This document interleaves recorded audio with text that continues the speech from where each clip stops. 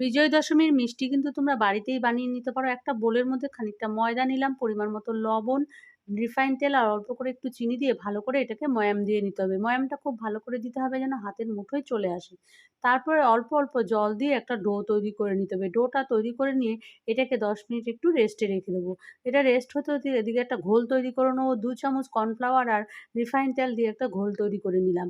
তারপরে দেখো এটা সাইড করে রেখে দিয়ে কড়াইতে ১ কাপ চিনি আর হচ্ছে ১.৫ কাপ জল দিলাম। দিয়ে একটা রস তৈরি করে নেবো। দিলাম এলাচ একটু থেঁতো করে, দিলাম জাফরান, দিয়ে এটাকে ফুটিয়ে রস তৈরি করে নেবো। তারপরে যে ময়দাটা রেডি করে নিচ্ছি সেটাকে ভালো করে বেলে রুটির মতো করে বেলে নেবো। এদিকে আমার রসটা প্রায় হয়ে গেছে। একটার দরকার নেই, অল্প একটু চিটচিটে হলেই হবে। আর এই রুটিটার উপরে ভালো করে যে ঘোলটা তৈরি করে রেখেছি ভালো করে মাখিয়ে দিতে হবে। তার উপরে কর্নফ্লাওয়ার ভালো করে ছড়িয়ে দিতে হবে। দেওয়ার পরে এরকম পেঁচিয়ে, পেঁচিয়ে রোলের মতো তৈরি করে নিতে হবে। তারপর রোলটা তৈরি হয়ে গেলে ছুরি দিয়ে এভাবে ছোট, ছোট করে টুকরো করে নেবো। আজকে বানাবো হচ্ছে মিনি খাজা।